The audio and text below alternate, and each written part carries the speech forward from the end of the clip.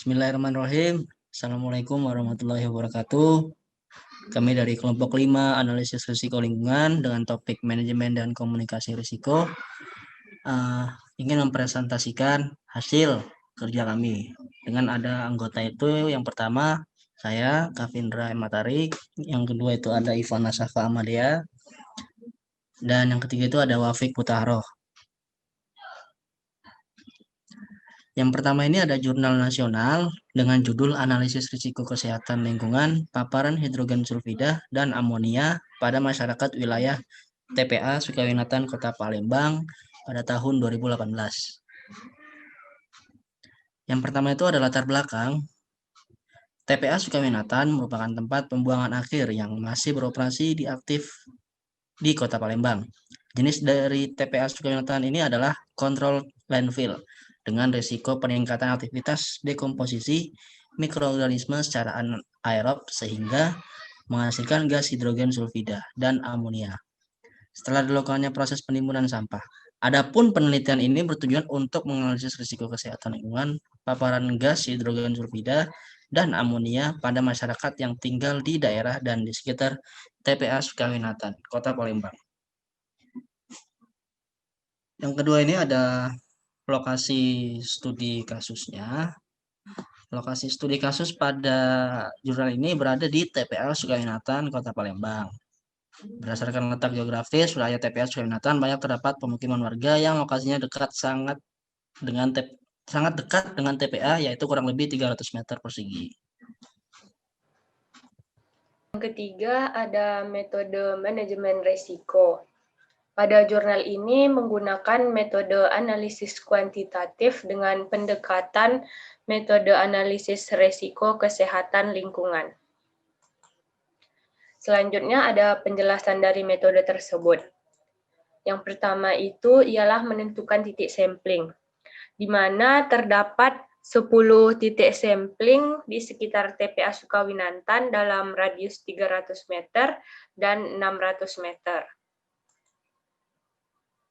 Selanjutnya ada pengambilan sampel, di mana pada pengambilan sampel ini menggunakan teknik purposive sampling dengan kriteria usia besar dan lebih dari 18 tahun yang sudah bermukim minimal 3 tahun dan tidak bekerja sebagai pemulung, di mana nantinya akan didapatkan data berupa berat badan, laju asupan, waktu paparan, frekuensi paparan, dan durasi paparan. Selanjutnya ada pengukuran konsentrasi H2S dan NH3. Dilanjutkan dengan melakukan analisis data. Pada analisis data ini menggunakan analisis resiko kesehatan lingkungan untuk melakukan perhitungan estimasi resiko tersebut, di mana pada analisis resiko kesehatan lingkungan ini juga melakukan analisis intake di daerah sekitar wilayah TPA Sukawinatan. Selanjutnya ada karakterisasi resiko. Karakterisasi resiko ini dilakukan untuk membandingkan hasil analisis pemaparan atau intake dengan nilai dosis acuan yang dikenal dengan resiko atau risk question.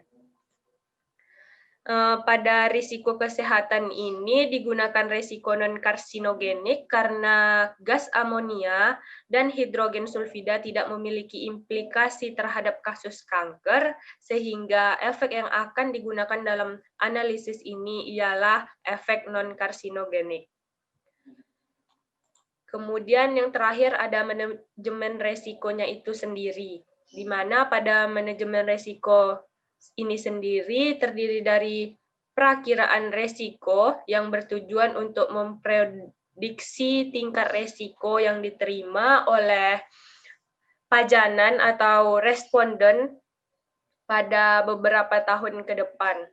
Yang kedua ada strategi pengelolaan resiko dengan menggunakan prinsip analisis resiko kesehatan lingkungan yang menyatakan bahwa pengelolaan resiko menjadi suatu keharusan apabila nilai RQ yang didapatkan besar dari 1.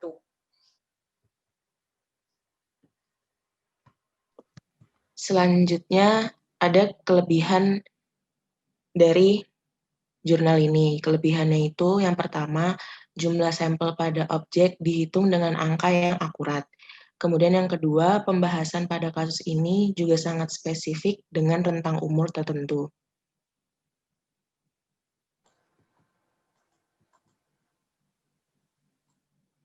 Kemudian ada kekurangannya juga pada jurnal ini. Yang pertama itu hasil perhitungan risiko yang memiliki data yang kurang akurat.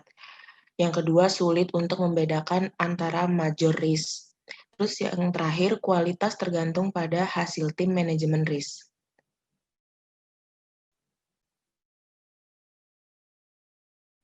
Nah, selanjutnya ada jurnal internasional yang berjudul Dietary Exposure to Pesticide Residues and Associated Health Risk in Infants and Young Children Result of the French Infant Total Diet Study.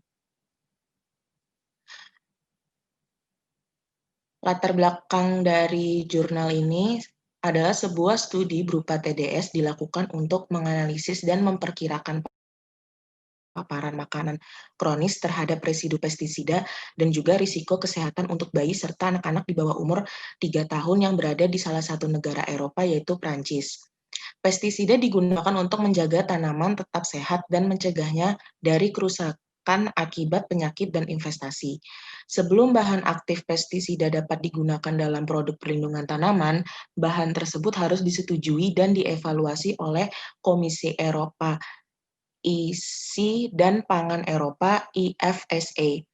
Evaluasi tersebut mencakup penilaian risiko kesehatan dan lingkungan. Nah, lokasi studi kasus di jurnal kedua itu ada di Prancis, Eropa.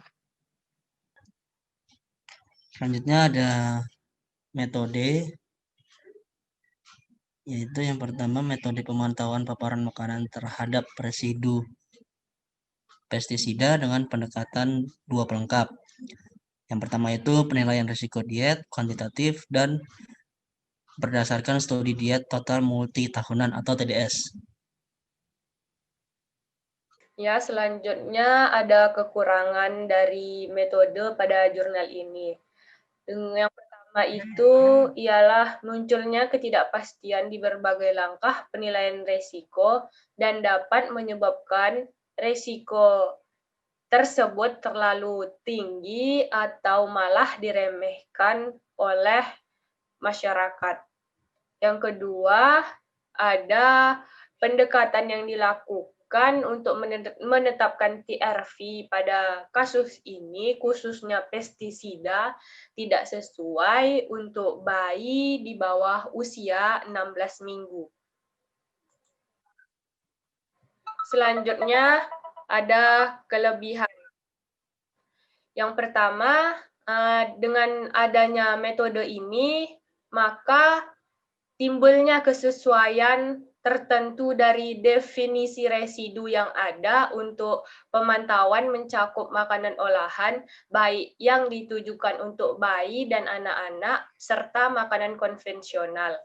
Yang kedua, dengan adanya metode ini pada jurnal ini, maka dapat mengetahui tingkat residu aktual dalam makanan bayi, juga dapat berguna bagi manajer resiko dalam konteks memungkinkan revisi MRL default yang akan datang, khususnya untuk pestisida tertentu yang ada di dalam makanan bayi.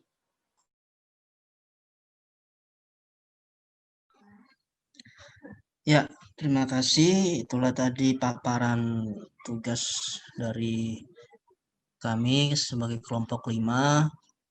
Apabila ada kekurangan, kami mohon maaf. Terima kasih banyak atas perhatiannya. Assalamualaikum warahmatullahi wabarakatuh.